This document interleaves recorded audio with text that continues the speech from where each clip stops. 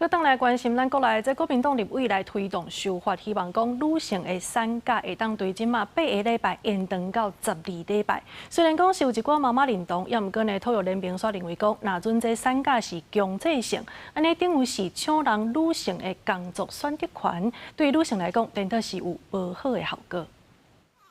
即马大个囡仔愈生愈少，为着要鼓励大个生囡仔，减轻职场妈妈的压力，几多位国民党立委提案修法，将即马劳基法规定的8礼拜产假延长到12礼拜，甚至是14礼拜，提供更加优先的请囡仔的环境。很赞同啊，这是福利啊，但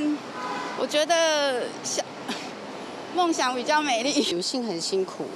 对，那如果你不让她长期这样子休息的话，我觉得身体会负荷不了。 延长产假有真侪妈妈赞成，不过也有无同的声音。托育联盟就讲，安尼新修法其实是误解国际趋势，因为真侪国家的产假虽然时间真长，不过毋是强制拢爱休了，等到伫台湾可能会变做一定要完全休了，等到限缩女性的选择权。 会让女性在家孤立育儿的时间从2个月延长到3个月，片面延长这样子的产假，雇主会觉得更不爽，这是慷雇主之慨，那就会间接的或是直接的导致雇主对女性的敌意。这边建议立委应该要先